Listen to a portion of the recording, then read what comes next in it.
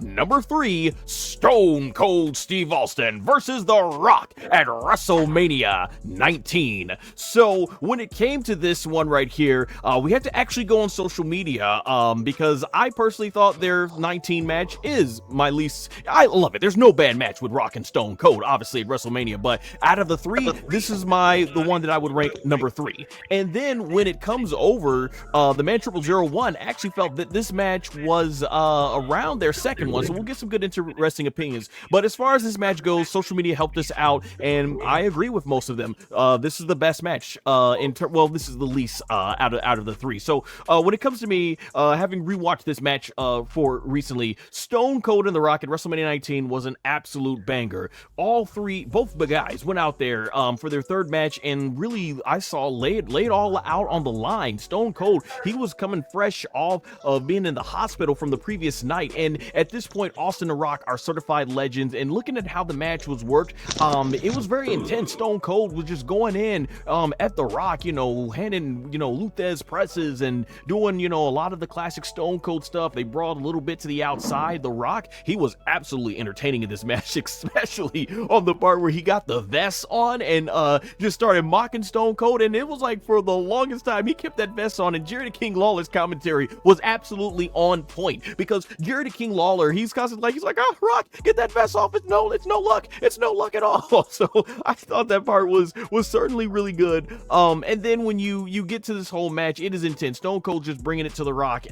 And the biggest thing here is you got all the big false finishes, the Stone Cold stunners, Rock's kicking out. The Rock is kicking out of Rock's kicking out of the stunner, Austin's kicking out of the rock bottom. Just really good stuff, because back then, man, if you kicked out of a finisher, it was a big deal. Nowadays in pro wrestling, we're seeing a lot of people go ahead and just kicking out of that stuff. And it was just really, really good match back and forth. And when I look at this match, I will say, I think in terms of just pure wrestling, this was the best wrestling match that The Rock and Stone Cold had among the trilogy at WrestleMania. Like I said, it was great. And then the rock bottoms at the end, when Rock, he really planted that rock bottom down on Stone Cold at the end, and he ends up getting the 1, 2, 3, finally defeating Stone Cold Steve Austin. And of course, they had that emotional moment where he kept pushing the referee away, letting Austin know how much he loved him, and Austin letting Rock know how much he loved him back for everything that they went through.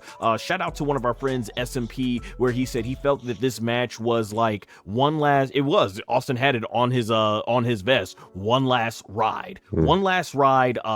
Just for like the top 2 biggest stars of the Attitude Era, just going out. What was that, man? 001? On his vest it said OMR, one more round. That's what it said there. One more round. Okay, yeah, I thought it was. That's why he's here. He's a historian, folks. So one more round. So yeah, basically when it comes to that, that was awesome. When it did that, and just, man, it was amazing. It just shows you why Rock and Austin were as talented as they are. And this was Stone Cold's last match for almost 20 years until he came back to face Kevin Owens at WrestleMania 38. It was. So all-time classic match. I've got nothing but praise for this match, but being that we are ranking this, to me, as intense of a wrestling match as this match was, it did not match the intensity of their WrestleMania's 15 and 17 match, which is why I ultimately chose those over this one. But like I said, I got nothing bad to say. You could even hear in Jim Ross's commentary where he was like, this was just one heck of a wrestling match, versus in the previous match, he's like, oh man, you can tell these guys don't like each other, or saying like, this is gonna get ugly, folks. Both men so personal, wanting to just fight and brutal and bloody and batter. Like, yeah.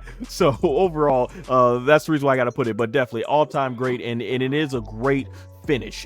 To me, I look at it like this. You have a trilogy of movies. The first one is awesome. The second one, the sequel, actually outdoes the first movie. The third one, not as good, but still a very solid finish that wraps up all the entire story threads with it. Like, this is a great way for the Stone Cold and Rock to go out, and just, it shows you the impact of what these two did. So that being said, man, 0001, I'm going to switch it over to you, because for this trilogy and just all these trilogies, you witnessed most of these actually in person. So go ahead, let us know.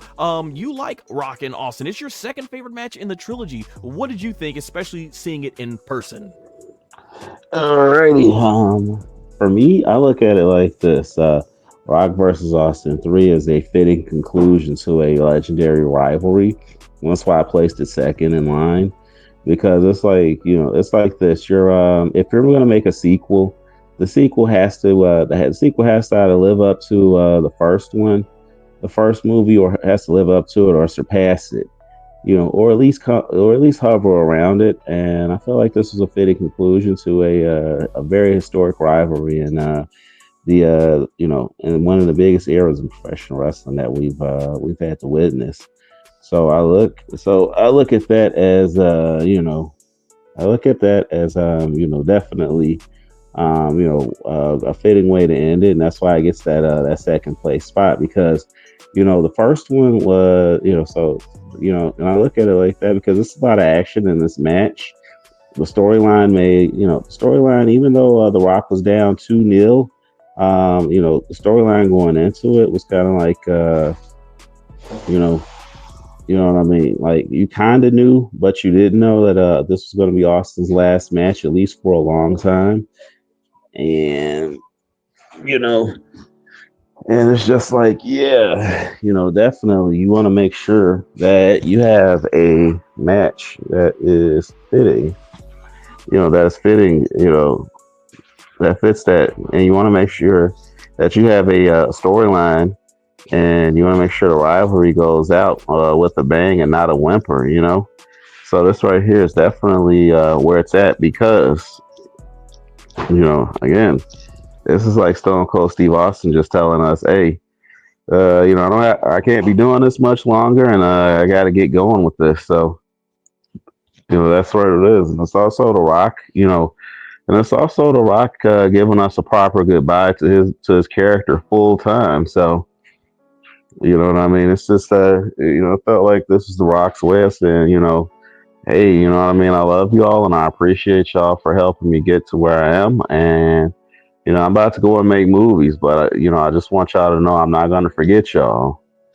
So definitely, definitely, this right here is a fitting into a fitting conclusion to a rivalry there for sure.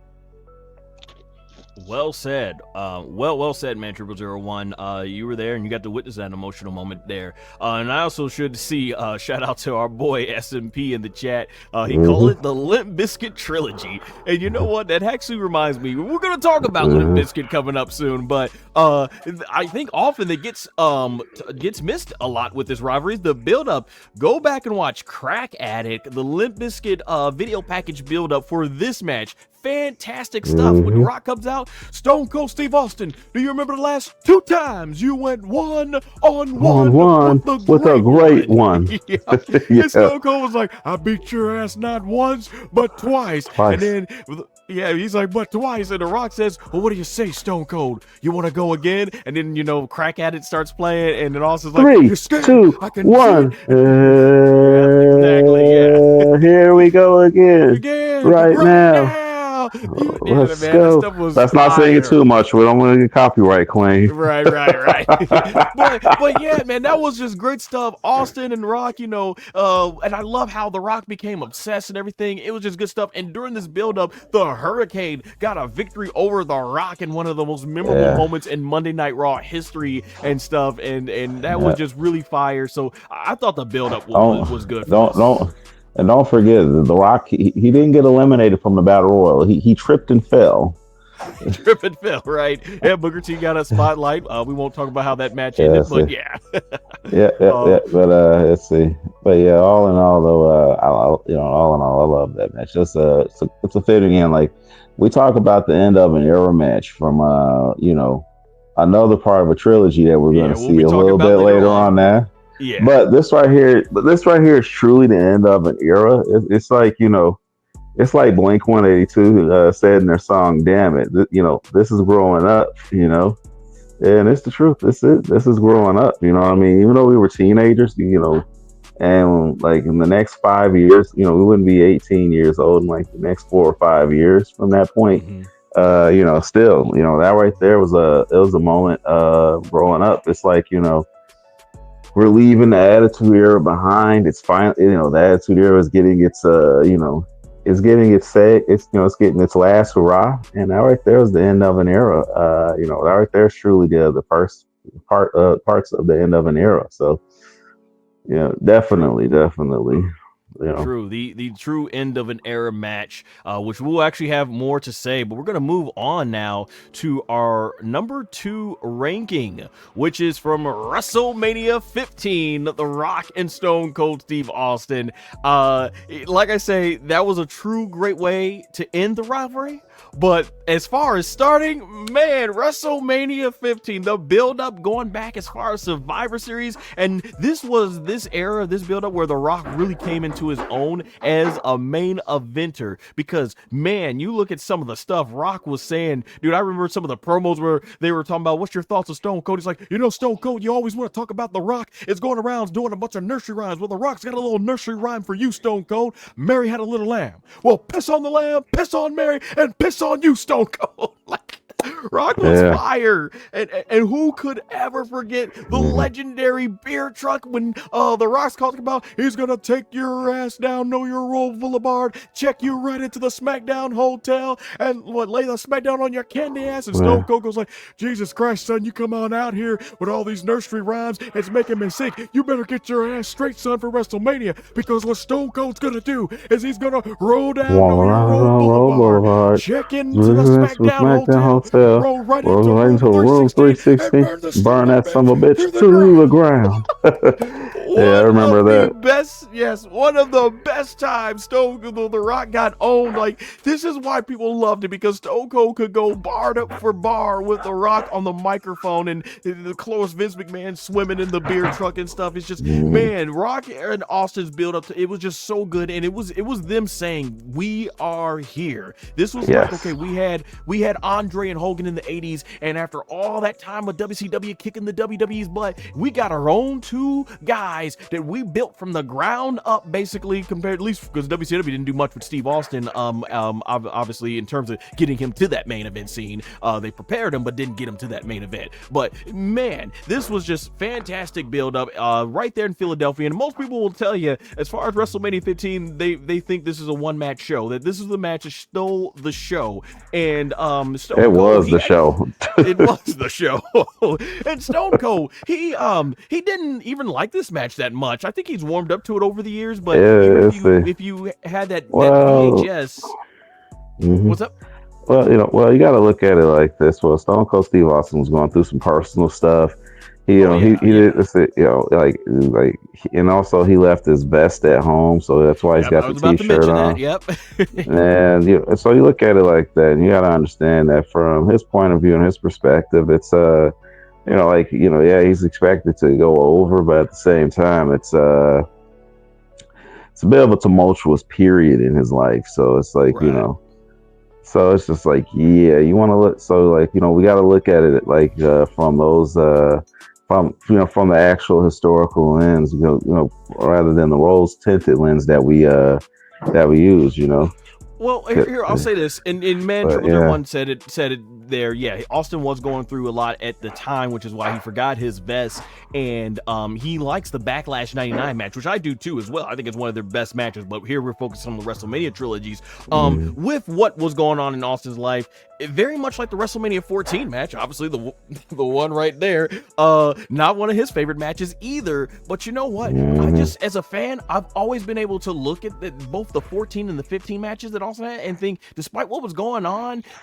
man, I thought he put on a heck of a show. Him and The Rock, man. I want to give a shout out to Wrestling Biles on here. And one of the things he said when he reviewed the WrestleMania 15 match, he says, just look at The Rock's entrance. He thought it was one of the greatest Rock entrances of all time, and it's just simple lighting, just music, just The Rock throwing the title on his shoulder and just walking out slowly. It's just, man, he felt like a main eventer, and The Rock felt like he was on a mission. He knew the WWE was putting him in the main event, and The Rock went out there, and man, I think him and Stone Cold, they went to war. Like Jim Ross, I was saying on the commentary, Jim Ross and Jerry Lawler, he was saying that, man, is it safe to say, JR, these guys don't like each other? And they did not. They went at it. So many great moments. Austin doing the bionic elbow drop to The Rock and exploding the announce table. I think he had to do it twice. When they go to the back and The Rock gives Austin the backdrop and his leg gets caught all up in the light. Fantastic stuff. And like I said, this was the first time you saw someone kicking out of the stunner and the Rock bottom, taking like 3 apiece for them to finally put either one away. It was just all out action, brawling all over the place. Like, this was typical Attitude Era stuff that you would expect during this era. And man, did it absolutely work. And it was a lot of chaos with McMahon's involvement and Shawn Michaels, and then the referees getting knocked out and they're just throwing out the referees, all the type of shenanigans you would expect during this time in the Attitude Era. You got a lot of that. And I think the problem, and that's probably why some people may even put this match under the 19, put this match under 19, but I thought it was one heck of a brawl. These guys, I thought, absolutely killed it. And in the end, Stone Cold does get that stunner on The Rock, 1, 2, 3, with Mick Foley coming out, getting his piece of the action for the main event, and seeing Stone Cold and Jim Ross going crazy like, the rattlesnake rolls again, and he stuns Mr. McMahon. Just, it was a great feel-good moment. Austin had to chase for several months to get the title back, and I think it was one heck of an ending to WrestleMania 15. It was fantastic. I think they treated the Philadelphia crowd to something really spectacular, and that's why I said I felt that there was an intensity to this WrestleMania 15 match that was not present in their WrestleMania 19 match, and it's why I personally like it. And then that's what I got to say about the match. We're gonna move over here at Man 0001. You were in attendance in Philadelphia back in 1999 for this match, and you actually like this match. This was your least favorite of the Rock and Austin trilogy, so let's hear your perspective on this match. Okay, so here's my perspective on the match. So we have the Rock and we have Stone Cold Steve Austin. I agree with Wrestling Bios. This right here was one of the best WrestleMania entrances ever. And you go and you sit there and you have that, and you know, you sit there and you have that match going, and you have the Rock going down there, and it's like, it's like a precursor to his current entrance. It's electrifying when you see it. It's like when you watch it and you hear that version of the Rock's theme song, it is like everything is in sync. No Backstreet Boys. Everything is in sync. And you sit there and you watch it, and it's just like, wow, this man right here, he means business. And then you have Stone Cold Steve Austin and The Rock. In all of their matches, they never lock horns. They just get right down to business immediately. The in-ring psychology was great. The match delivered, but I don't put it on the level of WrestleMania 19 because, this right here felt like it was a match that was going to happen again, because it had to happen again, because it's like, WrestleMania 19 was more so finality. We were not going to see these two ever wrestle again. And one of them pretty much was retired for the better part of 19 years. So, that was finality on that one. This one right here felt like, okay, this right here is one of the, is WrestleMania wise, just the first chapter in what would be a trilogy. So I'm like, yeah, they're going to wrestle a little bit more. I don't feel like they showed us everything they can do in this match. Felt like they kind of pulled back a little, but what we did get was great. So it was greatness, and it was the show, because it was the main event of the WrestleMania. So that makes it the show. It's doing what it's supposed to do.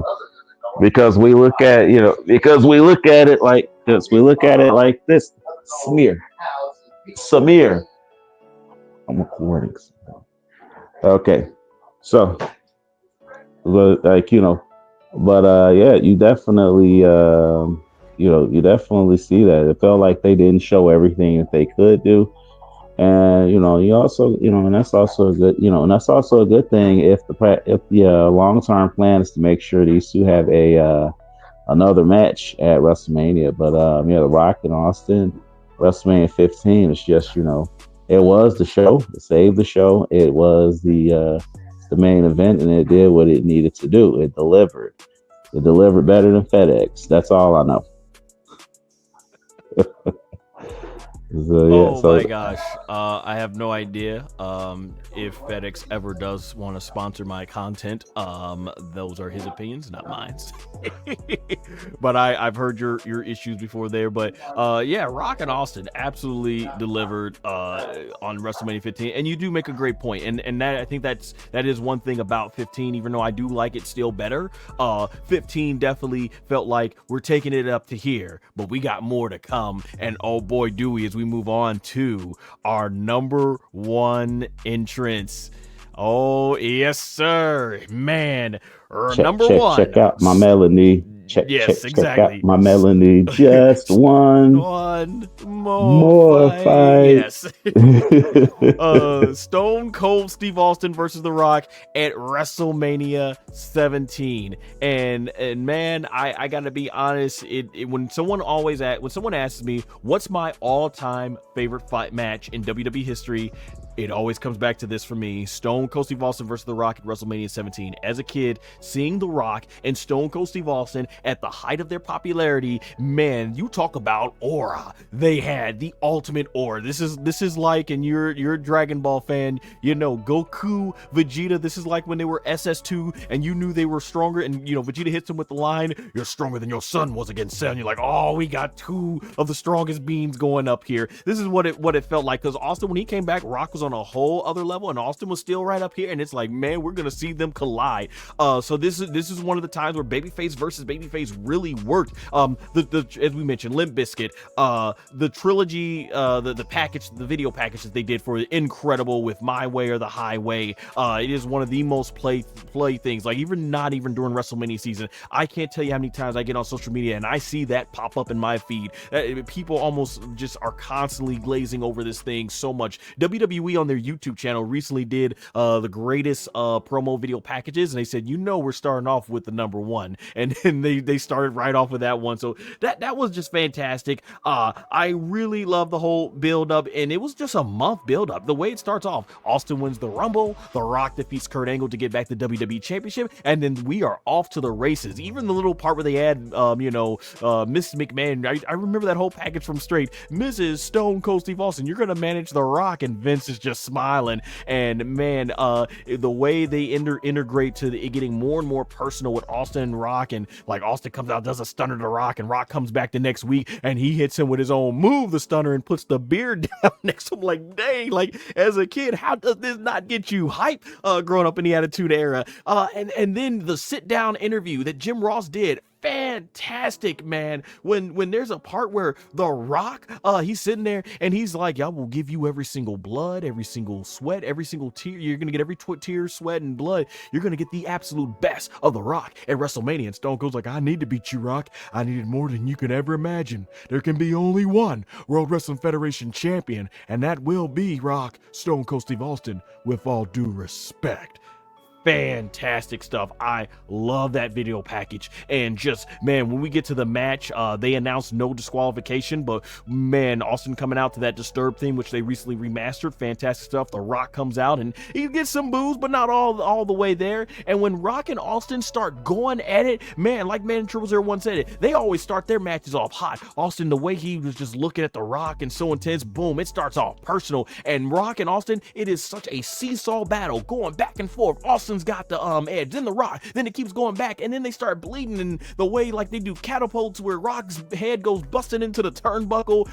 They're doing the whole thing with the bell, and I've heard Austin on his podcast before talk about everything that wins this match, how he distracted the referees just so the camera can take attention to them and they can get some more color. And man, it's just like two warriors battling out, both bloody. We see Stone Cold, and I could tell after getting the back surgery, Austin was doing moves we hadn't seen in years. The $1 Million Dream, suplexes from the top rope, spine busters. Like, for people that think Stone Cold is just a brawler, not a wrestler, go back to his stuff before he got injured with his neck from Owen Hart, and watch this match. Austin was able to do stuff that we hadn't seen in years, and him him and The Rock, they're doing the sharpshooters, the callback to WrestleMania 13. So many great moments, and the near falls are insane. Kicking out of the rock bottoms, kicking out of the stunners, kicking out of the people's elbow, more stunners, more rock bottoms. It's insane. And it's during a time frame where this was not commonplace. And that's what I love so much about this match. And then Vince McMahon walks out, and this is the part where I will say, watching it back, I'm like, oh boy, we get to the big elephant in the room. But you know what? The execution is still really good with Stone Cold. The shocking part when he can't put The Rock away, and so he tells Vince McMahon, because first Vince McMahon pulls out The Rock, and we're like, well, why did Vince do that? And then Austin, when Rock gets down, Austin's like, come here. And then Vince throws the chair in, and Jim Ross, the way they sell him on commentary, him and Paul Heyman were fantastic during this. And they're like, oh my gosh. And it's like, he said, are we seeing what we're seeing? I said, what is this? What is this? And Austin cannot put The Rock away. And man, some of the most vicious chair shots I've seen, when Austin is just bam, bam, bam, and they're just jamming the chair shot into The Rock. And then from there, finally, when Jim Ross on commentary, he's like, what the hell is this? What the hell is this? And then he gets the 1, 2, 3, and Paul Heyman's like, it's a new champion, and the audience explodes. They don't care, and myself included, they don't care that Stone Cold turned heel. They don't care that he signed with his man. We got Stone Cold finally back as the WWE champion, and that was me at the time. I was like, oh, he went bad guy. I remember coming back to school the next day. My teacher, she didn't watch it, so she's like, who won? She knew I watched wrestling. I said, Stone Cold won, and before I could even say but, she's like, whoa, Stone Cold, Stone Cold. I'm like, yeah, but he turned to a bad guy and joined Vince McMahon. And she's like, she paused, and she was like, woohoo, Stone Cold, Stone Cold. So, I mean, we just wanted to finally see that moment. And man, it is an amazing ride. Like Rock and Austin, their cardio, everything just back and forth. It is an amazing match. And I think it is a testament that despite the finish of this match, most people agree it was an awful decision. Most people still love this match and adore it to this day. And I think that's the testament of just the work that Rock and Austin put in. This was amazing. It was the main event of arguably what many consider the greatest WrestleMania of all time. A lot of people think it's probably one of the greatest WrestleMania main events of all time. Just fantastic. And I will say this and acknowledge this. As much as I do love this match, I do acknowledge, no pun intended for our tribal chief, I do acknowledge that, yeah, this hurt the business, because, and Stone Cold regrets it to this day. He says if he could go back, he would have stunned Vince McMahon right after he gave him the handshake, which we did eventually get back at WrestleMania 38. Because when you look at this, man, Stone Cold and turning heel, it did affect the business. Business went down. The Rock was going to Hollywood, and they had no other big baby face on Austin's level. And then when you get to the point where Austin later that year went back to babyface, fans were interested. Invasion did a huge buy rate. Raw did a huge buy rate after Invasion. And when they said, oh, Stone Cold's back to being heel, the business never recovered. And it's just now getting to where WWE is hot again. And that shows you the long-term negative ramifications of what they decided to do here with Stone Cold and Vince McMahon. And I will acknowledge that. I will not defend that. But in terms of a match, and despite the finish, man, I gotta be honest, for me, and it always has been, still my favorite match to this day. I think Stone Cold and The Rock in this WrestleMania 17 match is still the best, and it's just because of the work, the effort, the story, everything they put in up to the finish.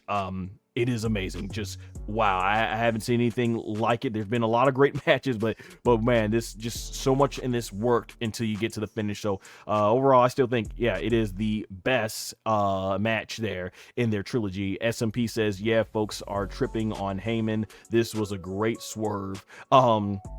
Wow. Okay. So SMP actually did enjoy the swerve about that. I didn't know he enjoyed the swerve there with Austin and everything. But now we're gonna pass it on over to the man 0001. You were there in Houston, Texas at the Astrodome.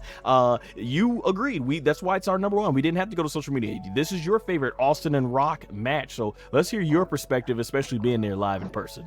All right. So so going to that WrestleMania was, it felt special, because like when you go to WrestleMania period, they're always going to feel special. But going to this particular one, it felt like it felt like you're going to be a part of something great. You look at the match card, and then you look at the main event that evening. You have Rock versus Austin, and you go there, and it felt like it felt like the time, like everything in this match was right. The timing was right. You got two of the best in the industry, not just in the company, but you got the two of the best in the industry fighting each other, facing each other, wrestling each other at the right time, at the right moment. The only thing that was ill timed was the heel turn at the end, but that's what you have. You have a match that is one of the absolute very best, in WrestleMania history, because it's like, so like you have them and you have them facing each other. This is like the timing on this is like a generation prior when you have Bret the Hitman Hart versus Shawn Michaels at WrestleMania 12 for that Iron Man match, or when you have or a generation before that and you have Hulk Hogan versus Andre the Giant. It's this right here is two of the best, two of the biggest names you can get, facing each other at the right time, at the right place, at the right moment for the biggest prize in the business at that time, and it still is the biggest prize in the business. And you have that. And when you have that, this right here is, it's going to show, and plus you have both guys caring about this, and this is also The Rock transitioning and transcending past the WWE, transcending into Hollywood. This is Austin, unbeknownst to us, this is Austin giving us some of his final work right here, and some of his, trying to give us one last hurrah, before he has to go away in 2 years. And when you look at these things, as they say, hindsight is 2020, and foresight and hindsight, anybody, what I mean, you can put your hands over your eyes and still understand that this right here is a great match. It's still, so when you watch this, you look at the build up. The build up was great. It was suspenseful. It was there. It was some people are like, well, that was a bad move making, Triple H defeat Austin going into it. No, it wasn't. Like it makes it, it creates a doubt in your mind that Stone Cold Steve Austin still has it, because he previously had, to my knowledge, two shots at the World Wrestling Federation title before going into this match right here. He had one shot against Kurt Angle in late 2000 at Raw, and he also had the Armageddon Hell in a Cell match, which was pure chaos. You should go ahead and check those two matches out. And then you have him going into the Royal Rumble, and he wins the Royal Rumble, and then you have him lose to Triple H.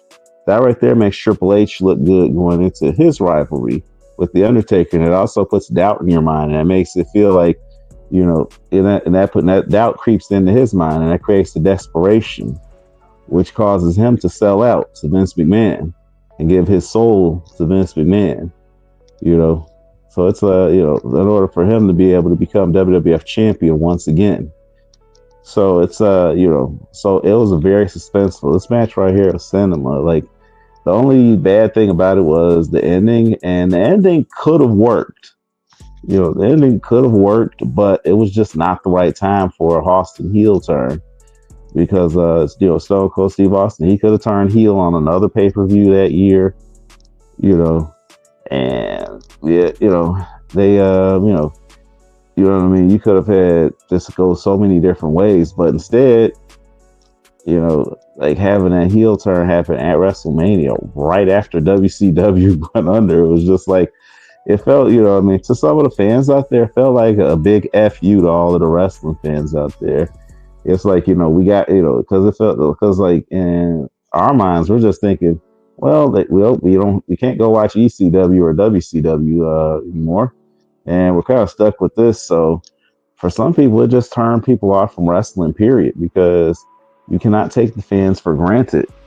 You can't take them for granted, You can't take these people for granted. These are people that, put those things out there. That's the one downside, but there's plenty of upside about this, This is the zenith of the Attitude Era. This right here is where now we're going from the Attitude Era to we're transitioning into other things.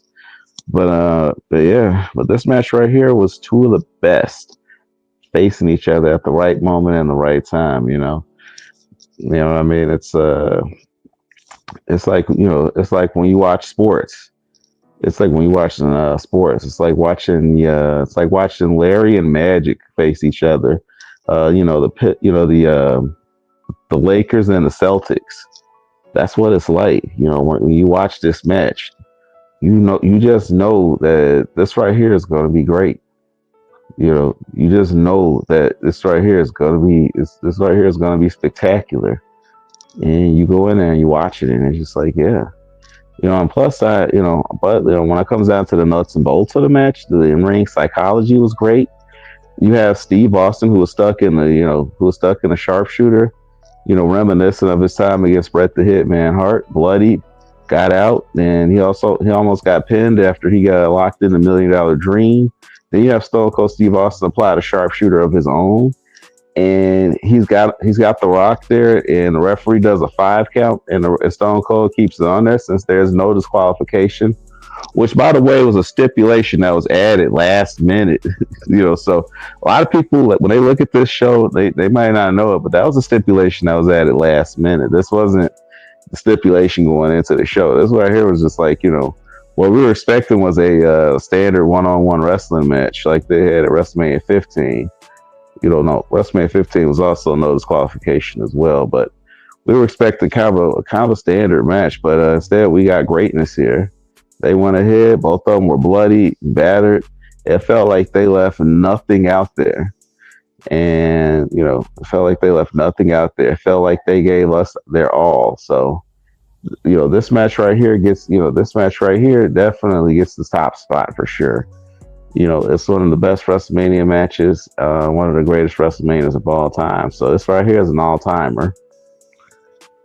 Well said, Mantro01. Yeah, I forgot to mention that as well. Yeah, that triple threat, that no disqualification made last minute on there. But yeah, that's why, yeah, I think hopefully we gave it a lot of good perspective on why this match is so beloved. Number 1, Stone Cold Steve Austin versus The Rock. This truly changed the industry to me because Stone Cold Steve Austin, obviously everyone knows when he got hot and he did the thing with Mike Tyson and he did the thing with Shawn Michaels, and then you go to the next night on Raw. That's the night that I became hooked. I was watching WWE from 94 off and on till early 98, but it was Stone Cold Steve Austin that got me hooked and made me a professional wrestling fan till this day.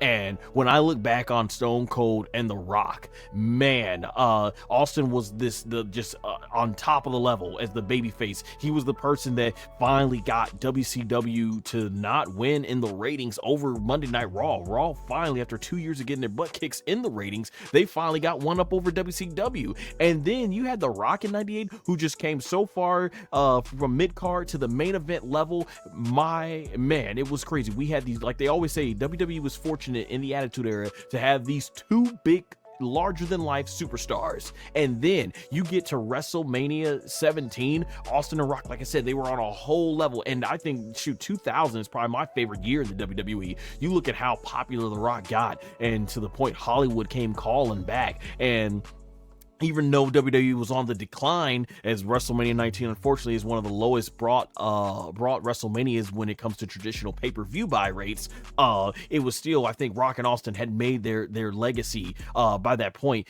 This was a rivalry that changed the industry for the better because of what Rock and Austin did in the Attitude Era. So many fans. You look at how much money they made. Like I said, WWE's just now getting to the point where they're making more money than what these guys were producing for them back then.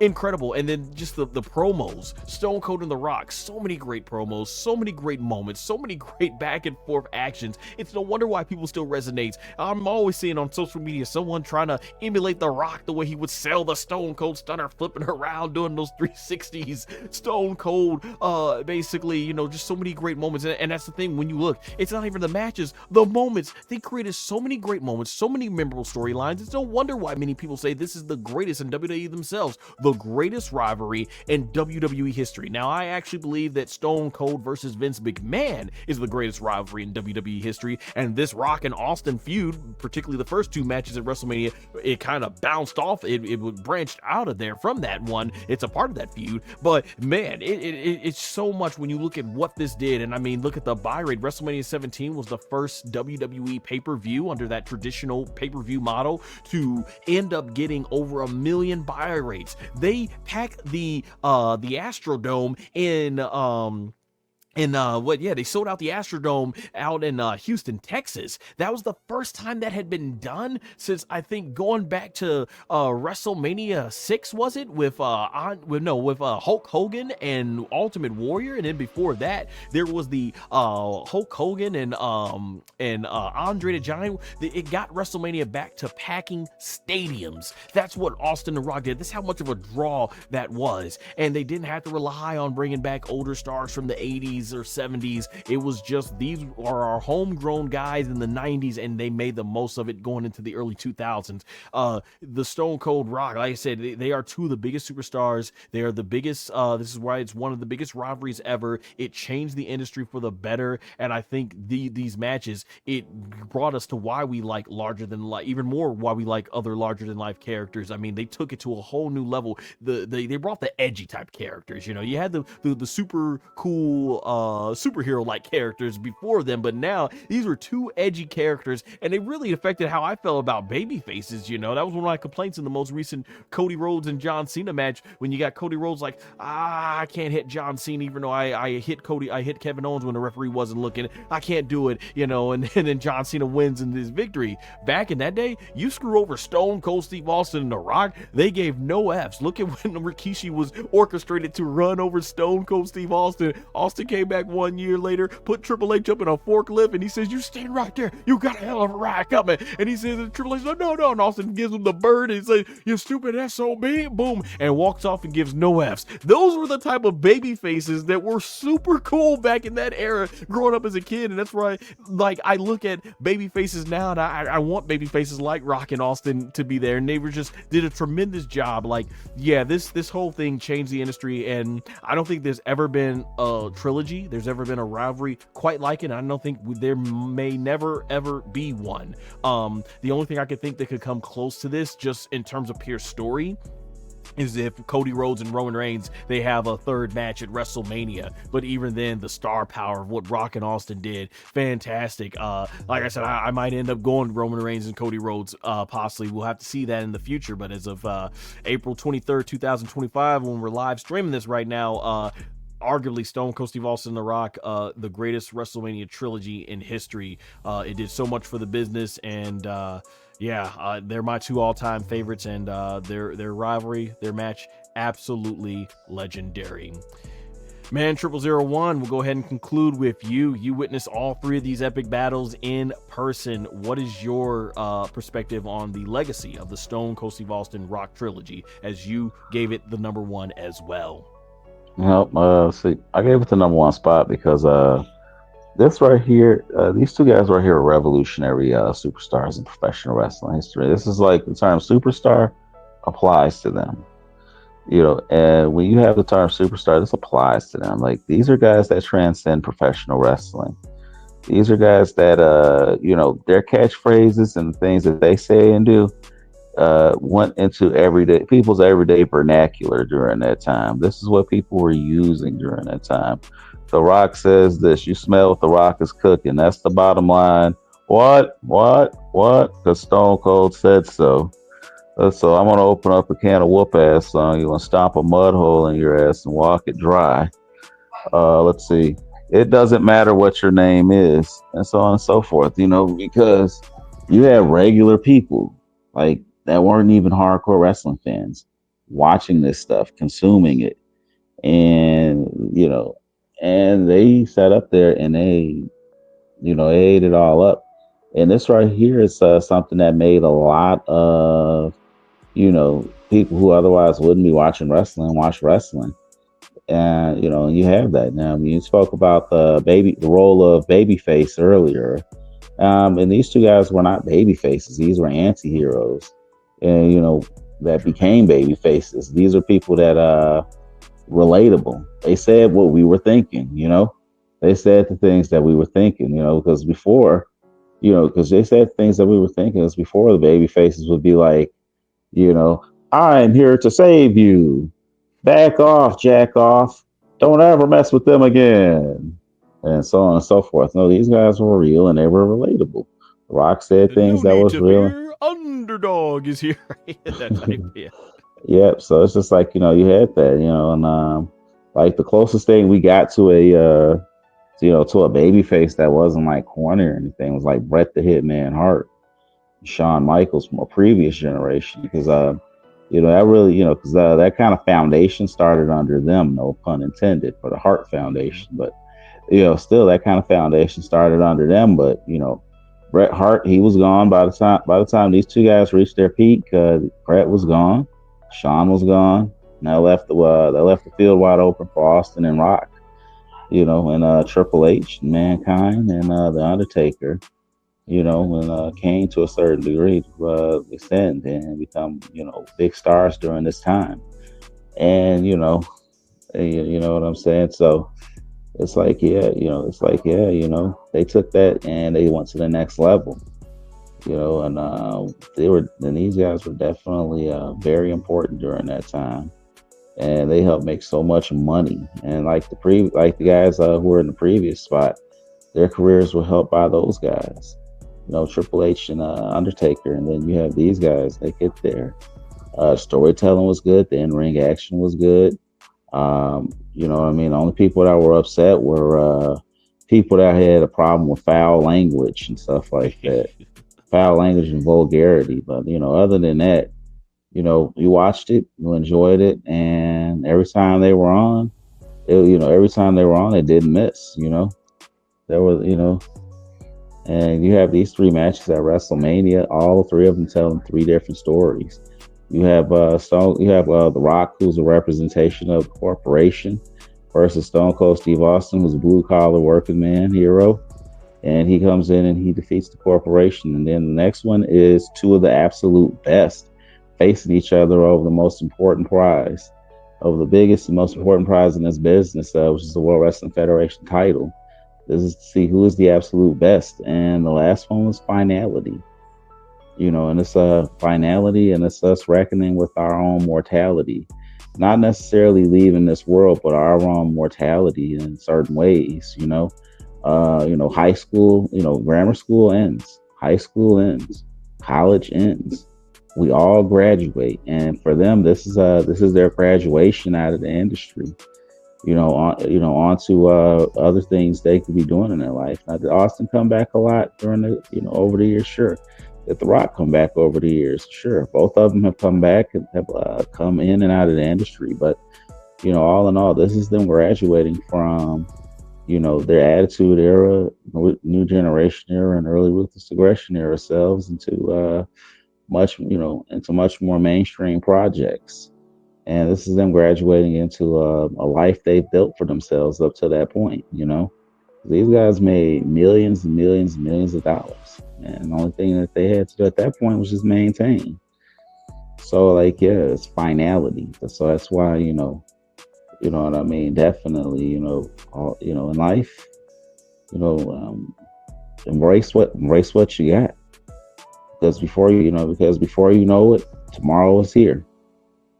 And you can't worry too much about yesterday, because before you know it, next week is here. Before you know it, next month is here. Next year is here. Next year turns into 5 years. 5 years turns into 10. 10 turns into 20 and 30. So, like the guy from Smash Mouth says, the years keep coming and they don't stop coming. So that's why I gotta hit the ground running. So always,